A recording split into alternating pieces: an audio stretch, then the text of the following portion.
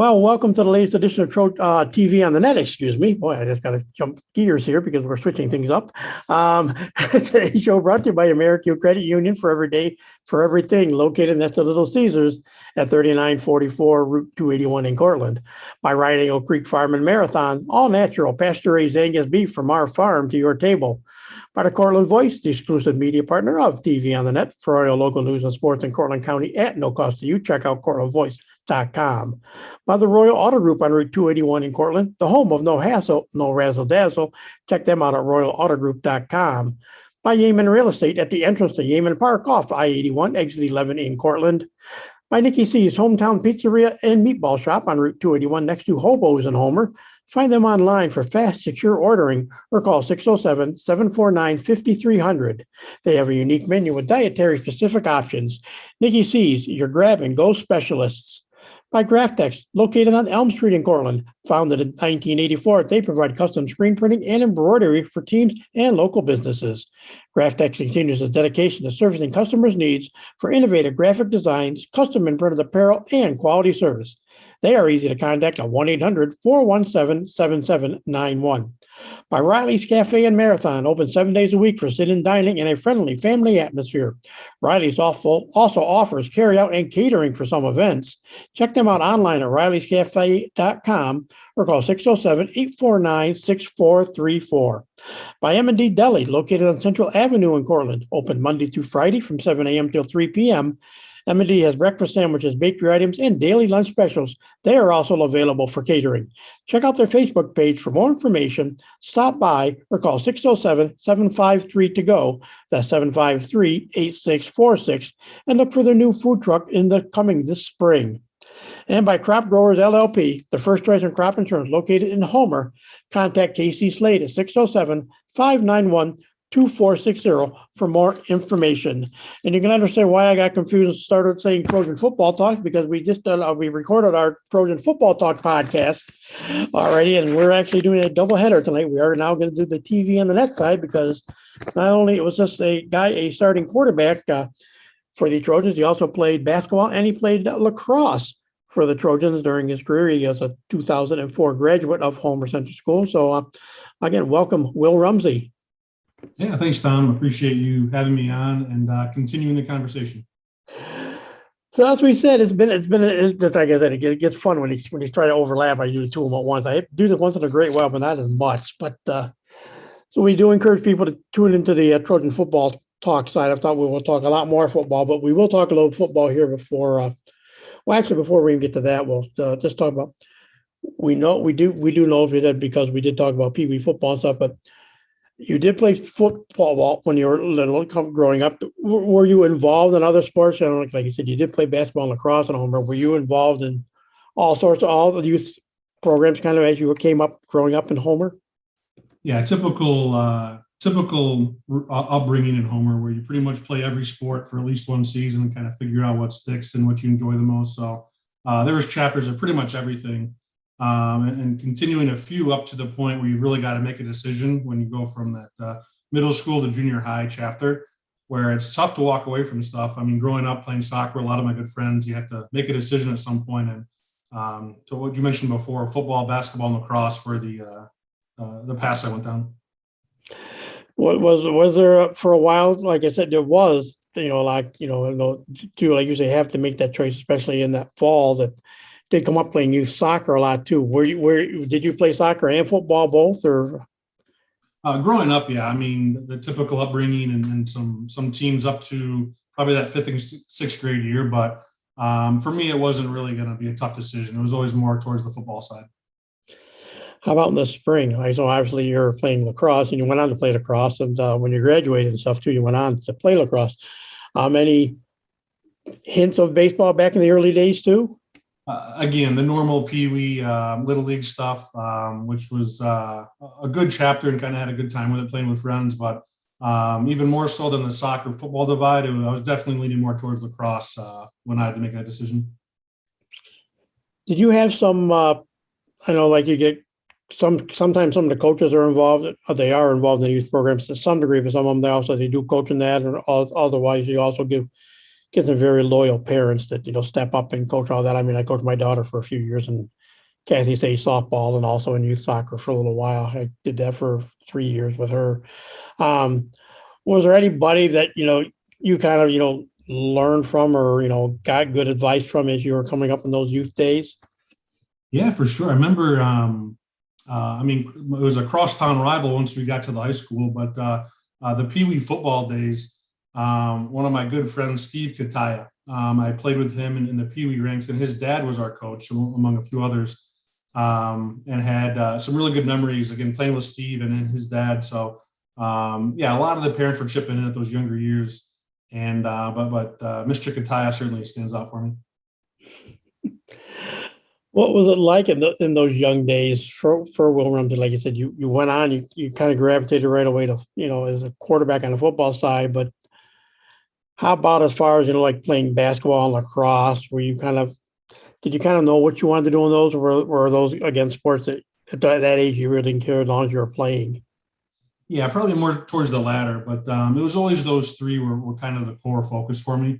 And it worked out athletically and just personally, where, again, typical kind of Homer upbringing, the people I'm playing with are my best friends. So if I wasn't playing organized sports with them, I'd be at one of their houses playing the same thing. So it worked out well, where a lot of my passions were the same as my friends. So we got to have a lot of great memories there. So as you said, once the varsity seasons rolled around, you began in the fall with football and played your junior, senior years with Homer, 2002, 2003. And again, those are transition years from Homer, because there's a while that Homer, much like Cortland is now, kind of bounces back and forth depending on the enrollment numbers. It could be a B school, could be an A school, and they're an A school in some sports, but a B school in another sports over Cortland. But Homer, 2002, that was the last season of, playing A football. And, it was a tough season, 3-6 overall. But ironically, after 6 straight losses, the season turned around. Ironically, your only encounter with Cortland on the football field, you guys picked up the win then and closed out with 2 crossover wins for a 3-6 season. What do you kind of remember coming up, through the ranks to play football, and then in that junior year becoming the starting quarterback for Homer? Yeah, sure. So, again, started with a typical exposure to football. A lot of us started, I think, in 3rd grade, and would after school walk to Griggs Field and have practice and games there, and kind of working your way up through the ranks of the consistent program where everything was tied together between the junior high playbook and what was called to JV and varsity. So, really, of all the sports from the high school chapter, the football career, my football career, was probably the most memorable and the most enjoyable, as far as having some individual and team success, and who you're playing with as well.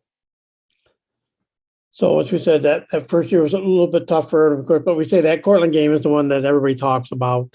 We talked about it on the football side, but for those who may not have listened there, but that first win of the year, like you said, that Cortland game kind of became the game for you guys, since it was a rough year overall. But it was a unique game in many aspects. Like the team didn't show up the hour and a half early like it always did, and casually go out, get the first non-pad warm-ups on, go back in, get the pads on, come out for the regular pregame warm-up. It was pretty much warm-up at back at Homer, jump on the bus, get out there, march down on the field for the kickoff, and then the coaches too just said, well, we have some ideas what we want to do, but Will Rumsey, you're going to call the first dozen plays or so on offense. And of course, the team went out and scored a couple of touchdowns, I believe, right out of the gate. What was that whole experience like, playing Cortland for the first time and just everything that went around it and then coming out with that win?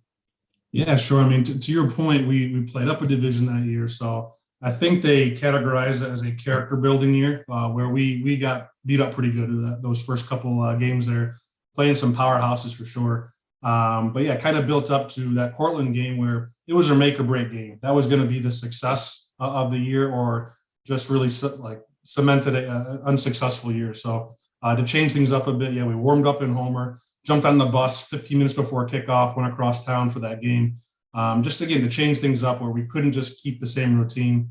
And yeah, we had a certain offense that could be called in real time through the cadence, and had some successes earlier. And when we spoke about it before, this story kind of popped in my head. It was earlier that year when we played ESN, and it was in punt formation. It was the first time I was in a position, and Coach Cottrell gave me the green light. If the defense set up in a certain set, we could check out of the punt and do a pass play. And sure enough, they set up and they were going to come for the block. So it was the opportunity, and it was nerve-wracking the first time really checking out of something. I mean, it was given the okay, but to actually do it was either going to be me on the bench the rest of the game or going to have a little bit of success there. So I do remember checking out of it, and during the cadence, seeing Coach Cottrell out of the corner of my eye give a little fist pump. So I felt good, like, okay, this was the right play, and checked out of the punt into a pass play.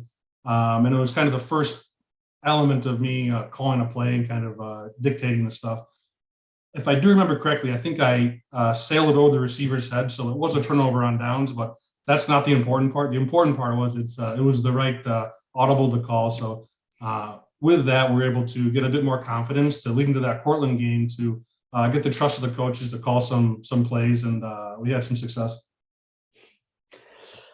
So as we said, the end of that junior year, threw for just under 548 yards. That was they threw that first year, and then I was back to the B West division for your senior season. Of course, you had the established tailback in Luke Sewilla, and you had a couple good guys behind you behind him that could take the ball if needed. You had Nick Caruso, Toby Reese, some running back there as well.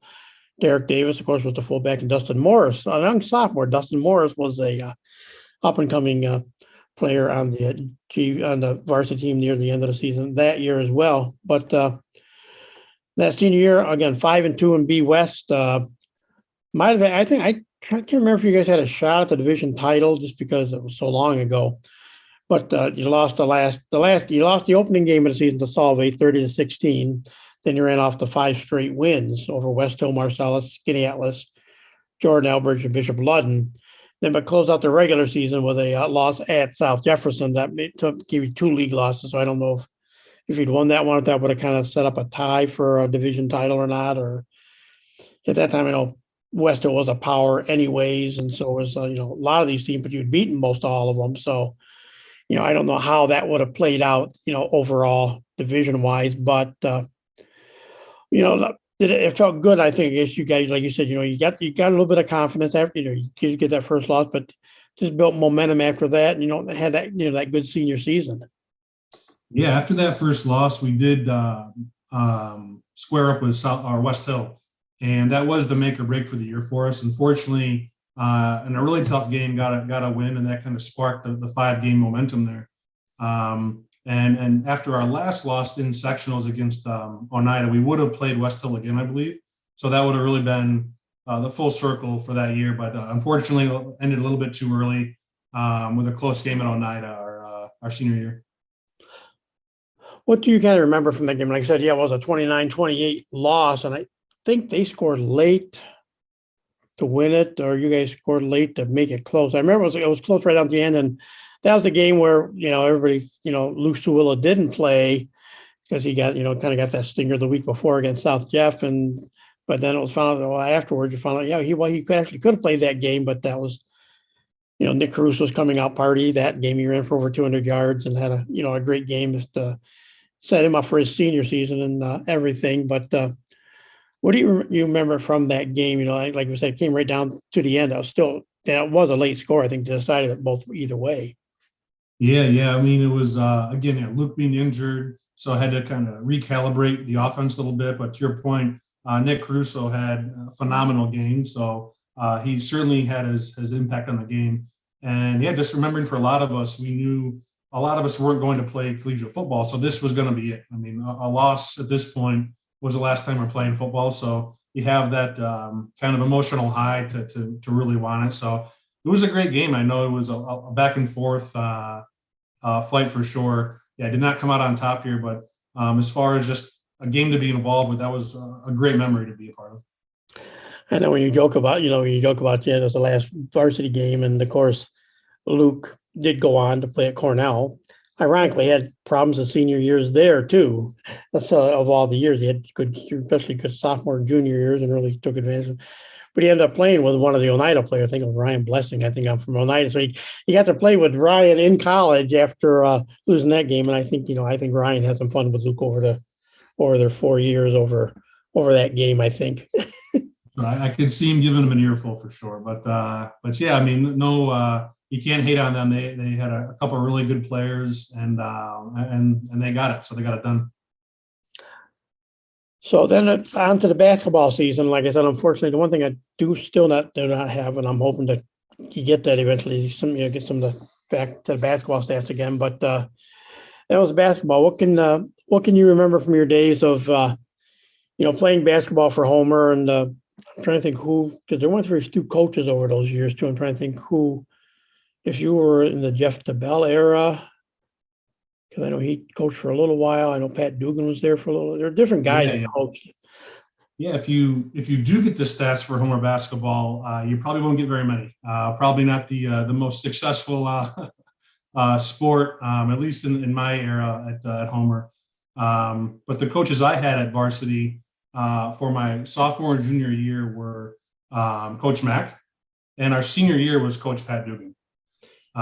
So had a transition there. But similar to what we spoke about before, we were not a powerhouse. I mean, we had to scrap to even make sectionals. And our senior year, we did, which was a big deal. I mean, I think it had gone years and years before Homer had made sectionals. But part of the fun of it all was the team. So Mike Hayes, Cody Endress, some of my best friends, both the groomsmen at my wedding. So people I'm hanging out with every day and playing basketball. Even though we're not getting wins, and if we weren't playing basketball at Homer, we'd be at one of our houses probably playing basketball. So it was just we were spoiled to be able to spend that kind of time together and have a great time.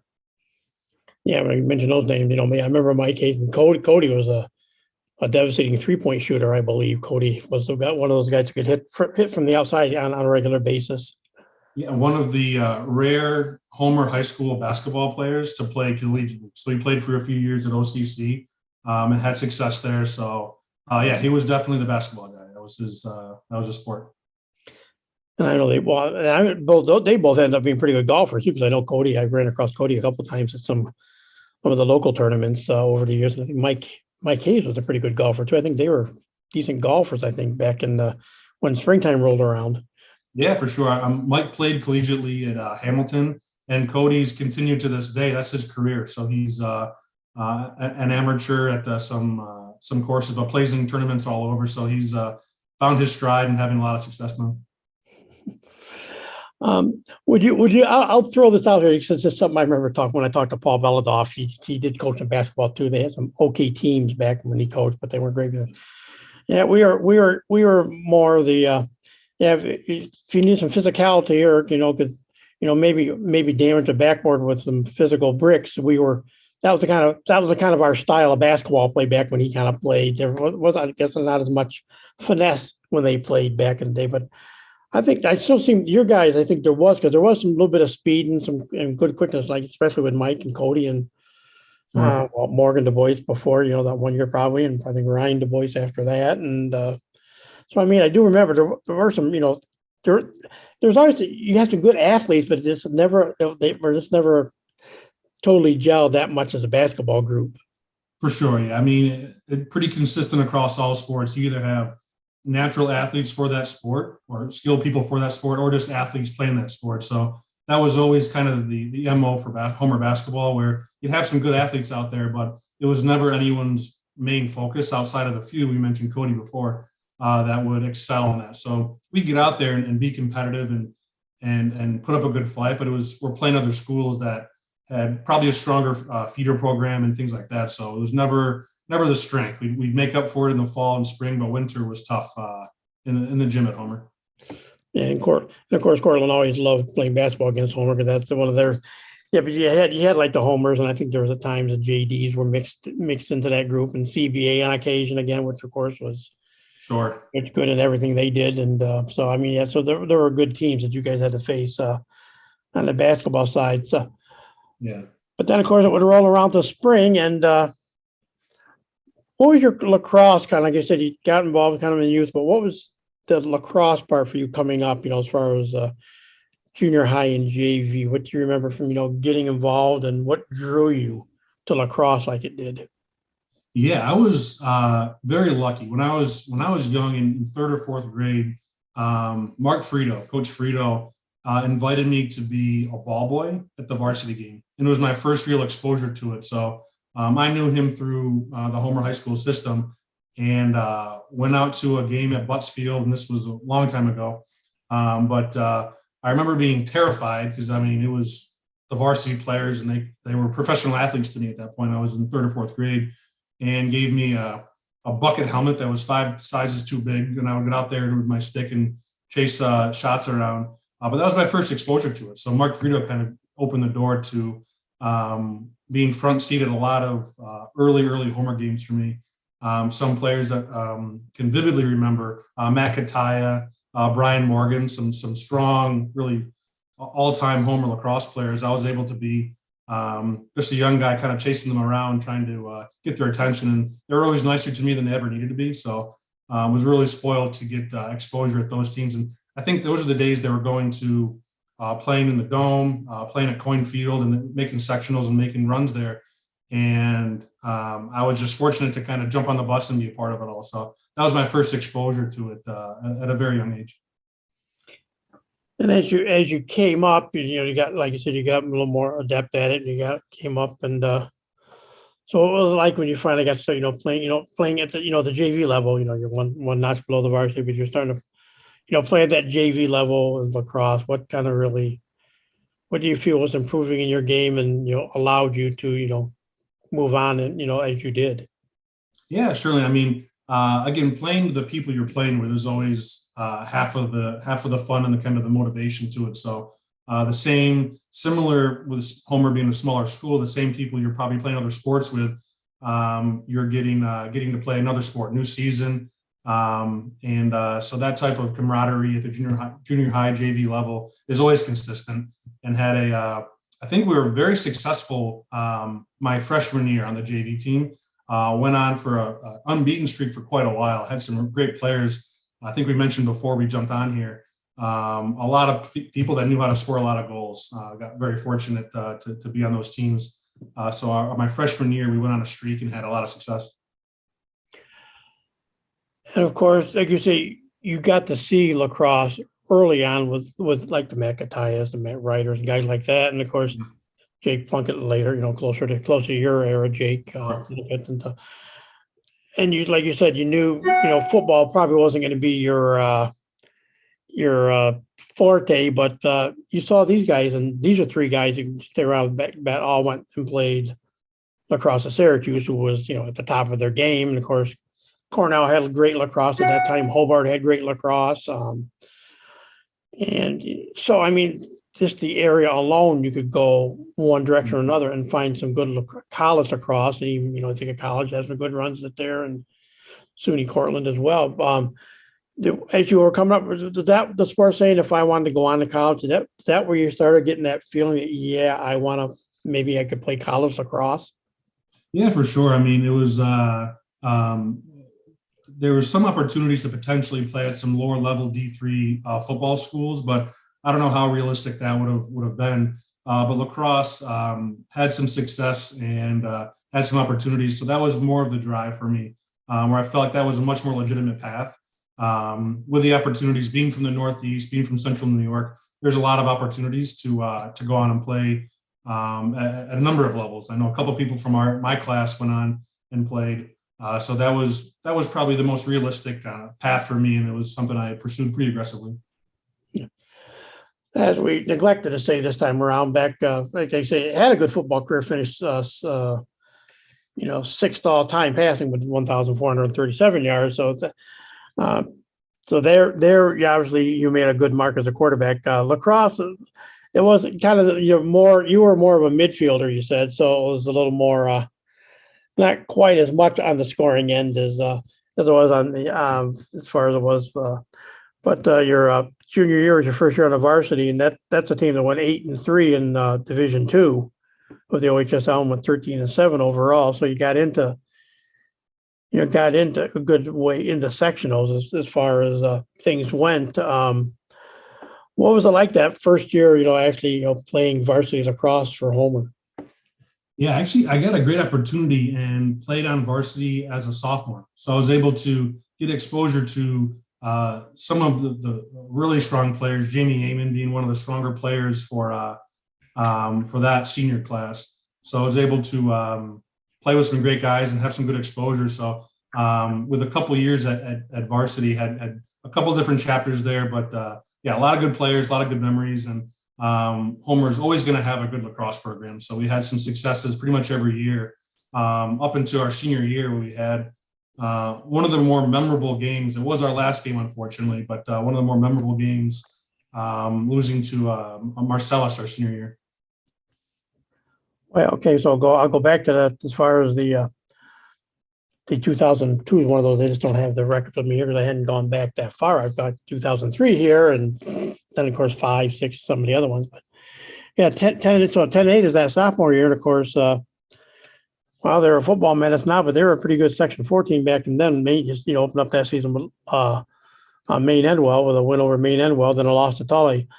But these were the years where Lafayette was always a challenge because you always got the kids from the Onondaga Nation that would be there. Cazenovia was always kind of strong. Of course, Jamesville, DeWitt, Skinny Atlas, always strong teams. And so, but you guys had fairly decent success there. You lost to Tully the second week and then lost to Lafayette, but came back and beat Cazenovia 13-9, beat Chittenango. And so it kind of covered back and forth. Then, of course, you ran up against JD, lost 14-4 and 12-2 to Skinny Atlas next week. But then you went on a run. You beat Marcellus, you beat Cortland twice over the end of the during the second part of the season.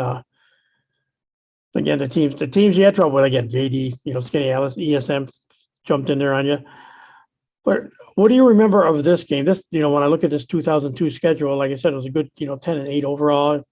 Lost to Lafayette's closeout season, but right before your second Cortland game, you had a 6-5 overtime game against West Hill. Ooh. Yeah, I mean, would have to think back on that one for sure.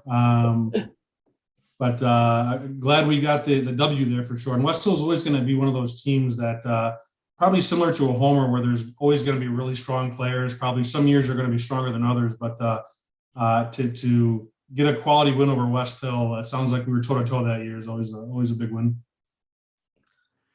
But then you said like the success there, 10-8 that year, built your junior year, you went to, you're on the varsity. Like I said 8-3 in the division, 13-7 overall. Open up the season with three losses. Lost to Whitney Point only by a goal, 10-9, then a 9-6 loss up at CNS against Watertown IHC.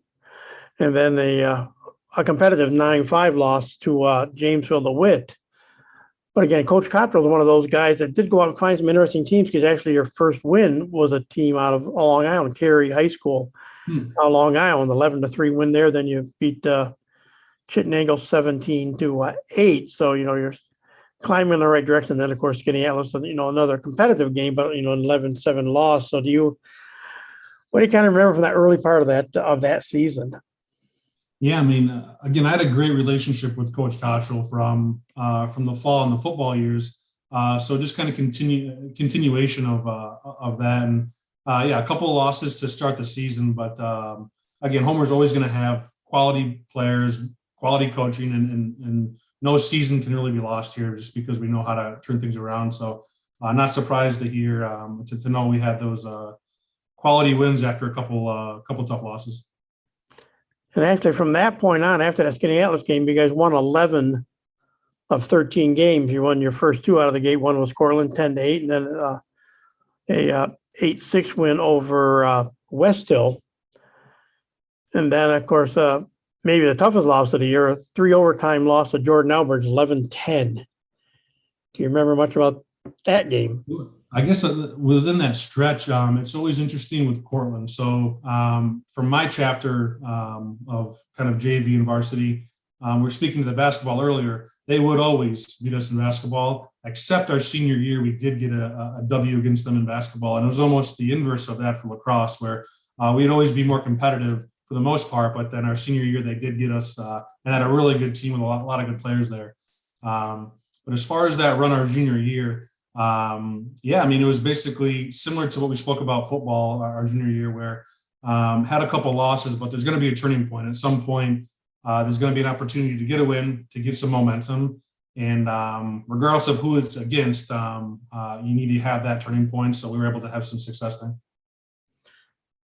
Yeah, the two losses, like we said, the one was that 3 overtime loss, and he lost 10-5 after that to Janesville DeWitt. But then he almost closed the season with that big win. If you won your next 9 games, 16-5 over Tully, 13-5 over Marcellus, and 14-3 over Bishop Ludden, 18-4 over Chittenango. And I think a good 10-9 win at that time in overtime against East Syracuse Manoa. Beat Cortland a second time, 14-3. Beat Marcellus 16-6. Then won at West Hill 9-6. Then it got you in where you got into the really into the sectionals a little bit heavier. One avenged the early season loss. Got Watertown IEC again in the sectional play. Got a 14-11 win there, but then lost up at Liverpool to close out the season. In the sectionals, a 10-3 loss against Lafayette up at Liverpool High School. Yeah, I mean, I'm not sure where it may be today, but during our era, for sure, Lafayette was always a powerhouse. I mean, there's always the JDs and Skinny Atlases, and from our time, Lafayette was very strong. They had some really good players who went on to have great careers, we came up short on that one. I know in the later years, I don't know if there was anyone you were coming through there. You had the Bucktooths that were coming through there at that time up there. And I don't know if there were anyone back as far as when you played, but yeah, I think the core players there, they were older than me, but I do remember certainly watching them play and kind of hearing about them for sure. But I don't think I ever had to take the field with them, probably for good. And then of course the latter years, the Thompsons came through, of course, as well at Lafayette. And yep. I know I watched a game last year or so, and I watched a professional game not too long ago, and I think it was Lyle was the one that was playing professional lacrosse now, but Sure. played with a guy, probably one of those guys you went up against back. Were you I can't remember if Danny was a little bit later, not Joel White or not, but I know you also had a couple of other guys who are in that mix. The Cortland did have some real good lacrosse players. Sure. Yeah. Joel was a little bit younger than me, so we never cross paths, but I did with his older brother Steve, who was a very good player in his own right. So yeah, I mean, it's even the smaller schools that aren't perennial powerhouses do have very, very good quality players coming through every year. So yeah, Cortland is a great example of that. Yeah, that year, that was the senior year for some guys have finished fairly high in the career scoring categories, but Tori Mulvihill was a senior that year, your junior season, 54 goals, 18 assists for 72 points. Mike Hoffman, 26 goals, 30 assists. Scott Shattuck with 22 goals, 28 assists.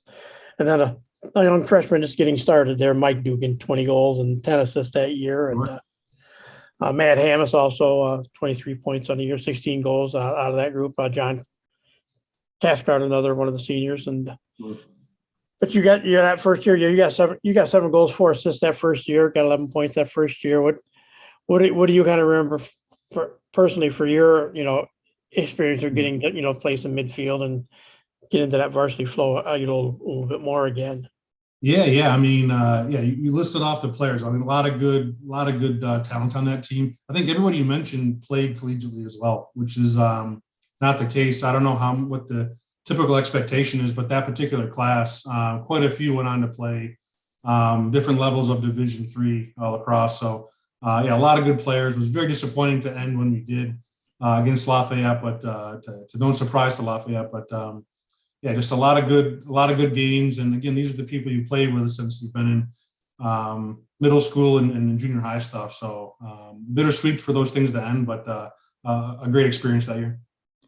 Yeah, Scott Shattuck went on to play at St. John Fisher in that group.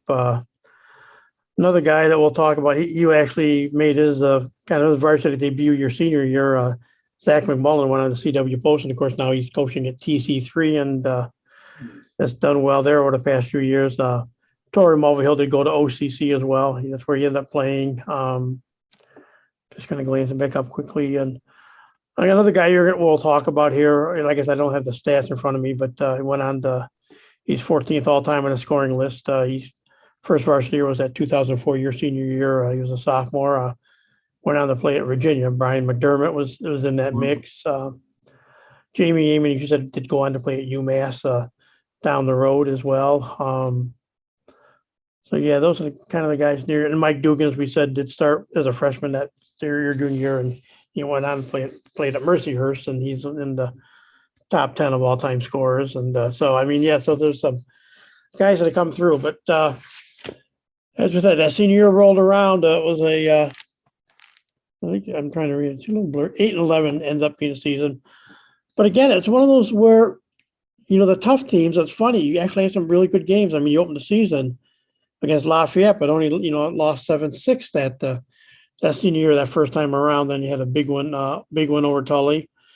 Then lost a tough non-league game to Westminster out of Maryland, 13-12.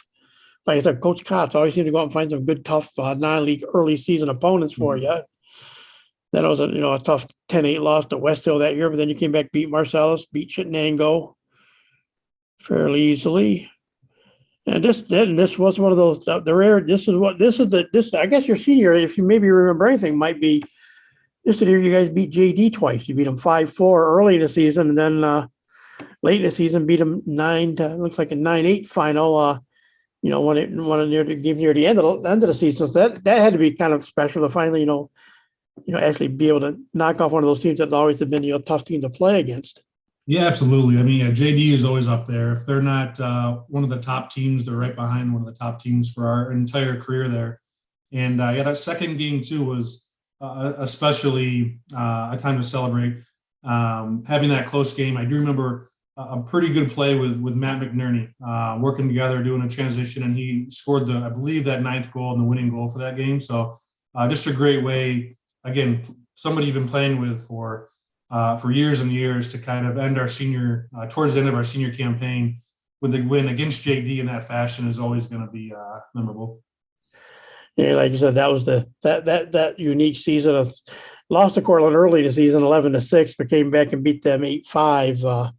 In your next to the last game of the season, you came back and beat JD and came back and avenged your win against avenged your loss against Cortland.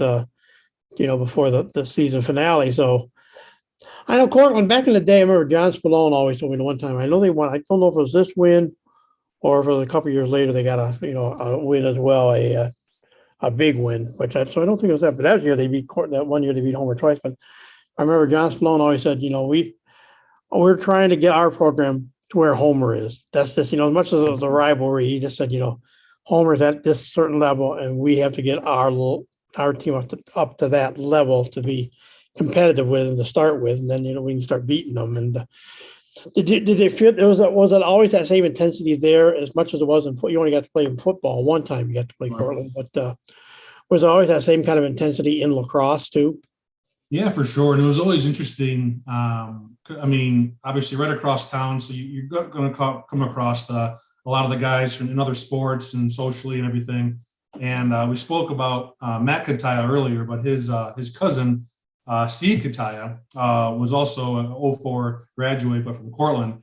And I had grown up going to every year going to lacrosse camp with him, whether it's Colgate, Syracuse, or Hobart for a couple of years. And he's one of my real good friends. So to be as close with him, but then twice a year playing the crosstown rival in lacrosse, it was always interesting and he's a phenomenal player too. So to have those close games and have it come down to, I think we wouldn't have advanced the sectionals if we lost that second game you spoke to. So to have that win against them, against some people very well and respect and want to play well against is always a time to celebrate. And of course, that was Roy Porter Cortland gave us that 9-8 win over JD. But as much as we said, the 1-point loss to Oneida to end the football season, the lacrosse season ends in overtime. 10-9 loss to Marcellus. What do you kind of remember from that very last game you had?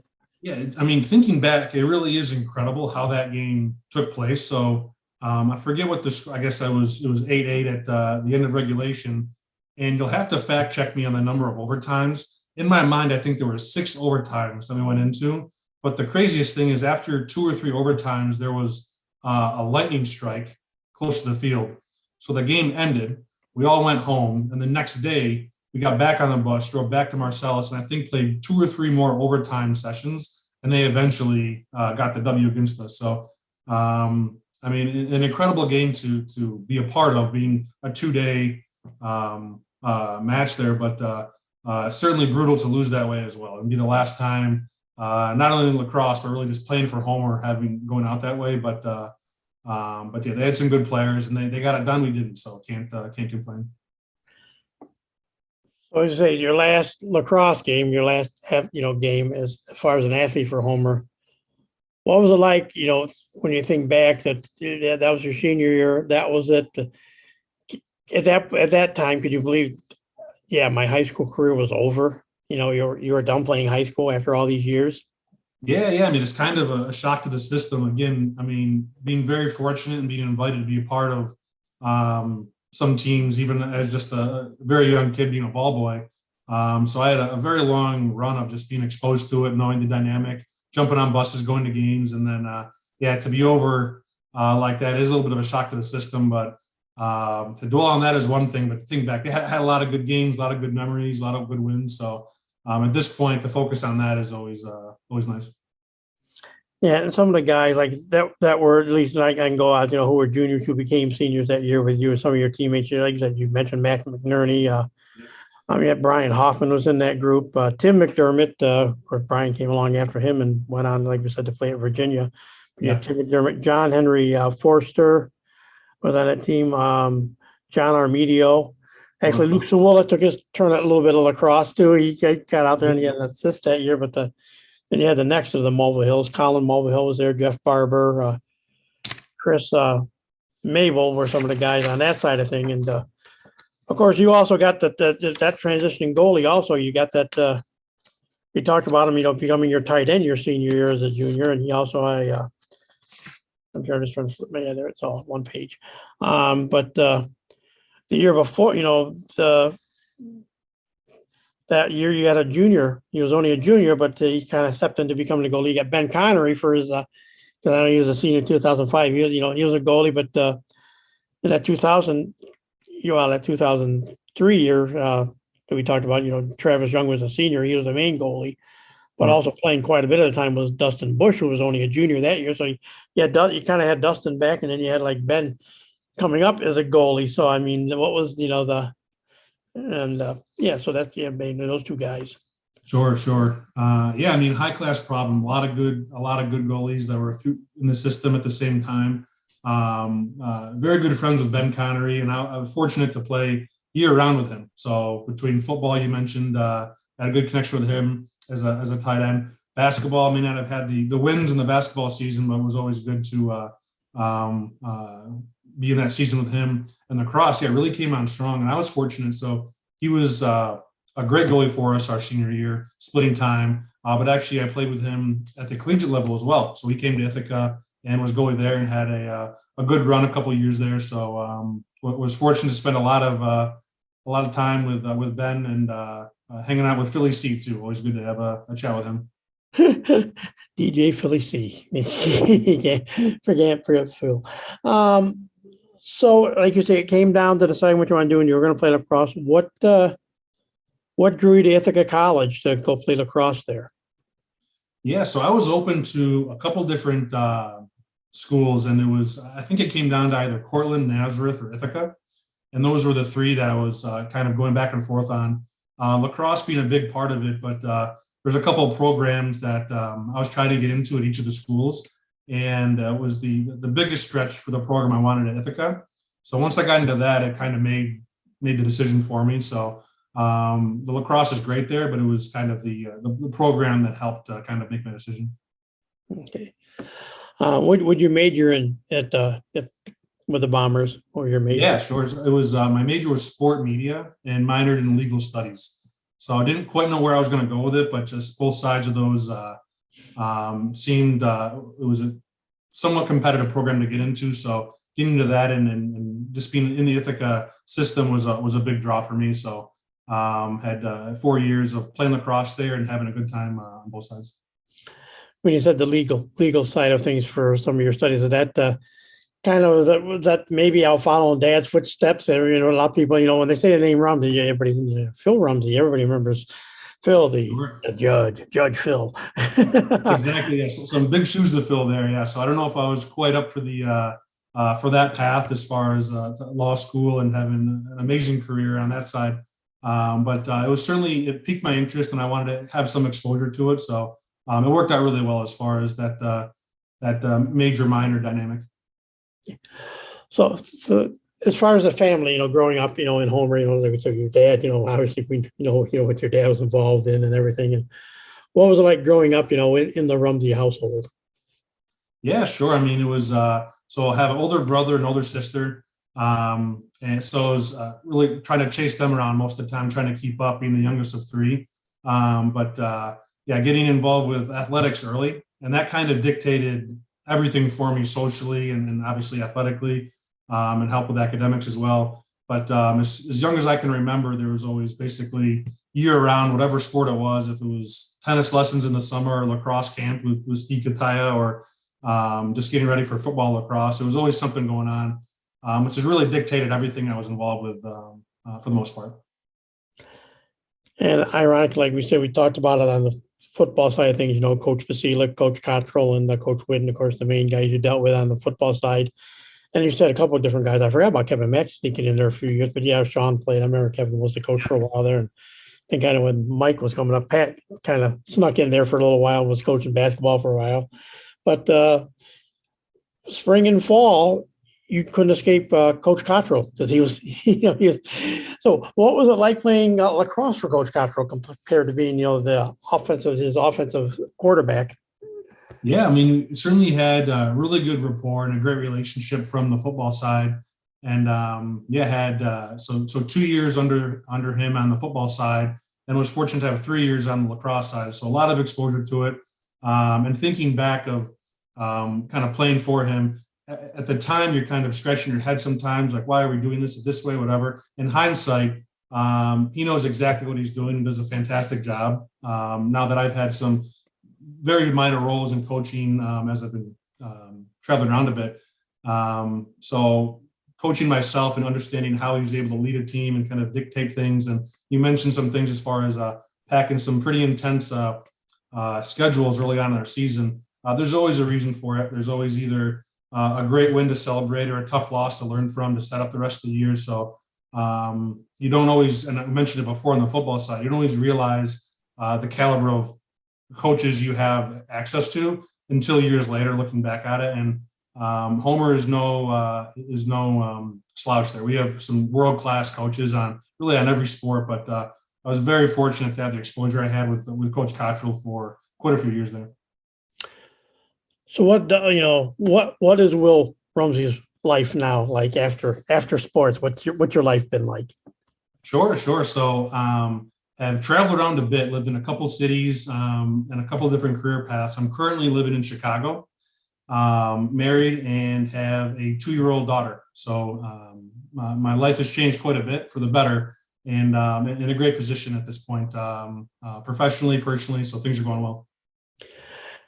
And I know when we were talking, trying to line all this up, you were kind of, might be moving back to New York, you were telling me. Yeah, exactly. So we're actually in the middle of that now, where Chicago is the best city to live in. I may be biased, but I've had a fantastic time here. But with my daughter and trying to settle down in a little bit more of a peaceful suburbia dynamic, we've decided to relocate back to Syracuse. So actually 2 weeks from now, my family will be moving to Fayetteville. So just up the road, and have setting up our home there and our lives there. So in large part just to be closer to family. So a lot of the people you spoke to already with the Du Boises, I mean, Ryan Du Bois will just be a short drive away, and some really good friends growing up are just still in town. So I'll have access to them as well as my family. So relocating back to upstate New York, and very much looking forward to it. Get some fatherly coaching advice from some of those, like Alana Morgan just had his, I think his second kid. I think Nick Caruso's got a kid I know, and some of this, it's kind of get some coaching advice from some former teammates and stuff?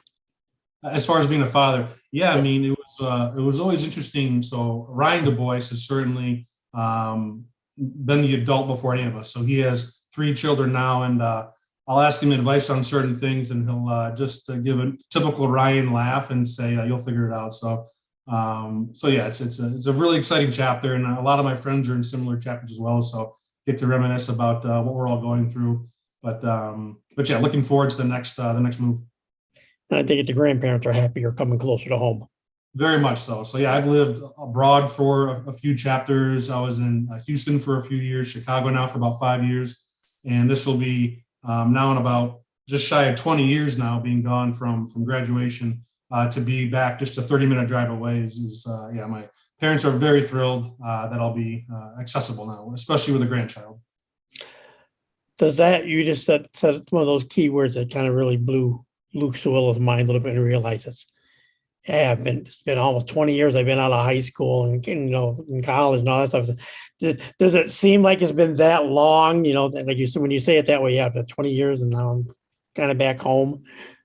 Yeah, it seems nuts. I mean, in my mind, this was all these stories we're talking about from football, basketball, lacrosse. This is just 3 or 4 years ago. I mean, some of these memories are so fresh in my mind. I guess they'll never go away. But yeah, it's nuts to think it has been coming up on 20 years. And you speak to people when you're in high school that they would say, yeah, I was there 10, 15 years ago. And you're like, all right, why am I talking to you? You're ancient here, but it goes quick. And I'm very fortunate to have those memories. And in my mind, I could very much still do it. I could run the offense today in my mind, the full offense, just give me a helmet, I'm back out there. The reality is I'll probably roll an ankle and walk on the practice field. So physically those days are over, but yeah, it's nuts to think that it's been 20 years. So as you said, moving around a little bit, spent some time in Houston, time in Chicago, now you're coming back to New York. Have you developed an attachment for any teams in your previous settings here now, or is it when you come back to New York, it'll be somebody around the New York area? Yeah, I've been very loyal to my New York team. So been a strong Giants fan for years. I always followed Syracuse. So those have been consistent. I've taken a lot of heat living in Texas and other parts of the world, cheering for these teams. But now my loyalty will pay off where I get to be front row and be a part of it again. So I've kept to my New York roots here. Like you said, you're moving back to the area. You got a young daughter. Where do you see yourself? What would you like to, where would you like to be 5, 10 years down the road? Like I said, 20 years out of high school now, what kind of goal do you see for yourself and your family now? Yeah, sure. I mean, a big motivation to get back to Fayetteville again is just to keep it, safer, but more predictable and a little bit of easier pace of life. So just to kind of have a very similar upbringing for my daughter as I had. So I know the winters can be a little rough, but it is great to grow up in upstate New York and have access to the things we have access to. So hopefully I can get involved with, again, I've had great coaches and mentors through my career. So to get involved with the Fayetteville community in some coaching capacity, potentially in lacrosse, football, basketball, but most likely whatever my daughter may get into is probably what I'll be drawn towards. But to try to kind of come full circle and have some coaching opportunities would be great, where I've been able to in some other places I've lived and really enjoyed it. So this would be the chapter of life to try to get back involved with it. Well, again, thank you for taking the time to talk to us. And like we said, maybe we'll get to talk a little bit more since you'll be a little bit closer again when you get moved. Would love to. Definitely we'll reach out and we'll connect again. All right. With that said, that'll do it for this edition of TV on the Net. Today's show brought to you by AmeriQ Credit Union, for every day, for everything. Located next to Little Caesars at 3944 Route 281 in Cortland. By Right Angle Creek Farm and Marathon, all natural, pasture-raised Angus beef from our farm to your table. By the Cortland Voice, the exclusive media partner of TV on the Net. For all your local news and sports in Cortland County at no cost to you, check out CortlandVoice.com. By the Royal Auto Group on Route 281 in Cortland, the home of no hassle, no razzle-dazzle. Check them out at RoyalAutoGroup.com. By Yeaman Real Estate at the entrance to Yeaman Park off I-81, exit 11 in Cortland. By Nikki C's Hometown Pizzeria and Meatball Shop on Route 281 next to Hobo's in Homer. Find them online for fast, secure ordering or call 607-749-5300. They have a unique menu with dietary-specific options. Nikki C's, your grab-and-go specialists. By Graftex, located on Elm Street in Cortland. Founded in 1984, they provide custom screen printing and embroidery for teams and local businesses. Graftex continues its dedication to servicing customers' needs for innovative graphic designs, custom and printed apparel, and quality service. They are easy to contact at 1-800-417-7791. By Riley's Cafe and Marathon, open 7 days a week for sit-in dining in a friendly family atmosphere. Riley's also offers carry-out and catering for some events. Check them out online at rileyscafe.com or call 607-849-6434. By M&D Deli, located on Central Avenue in Cortland. Open Monday through Friday from 7 a.m. till 3 p.m. M&D has breakfast sandwiches, bakery items, and daily lunch specials. They are also available for catering.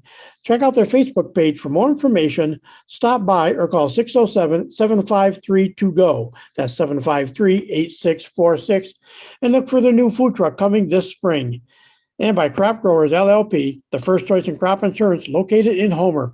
Contact KC Slade at 607-591-2460 for more information.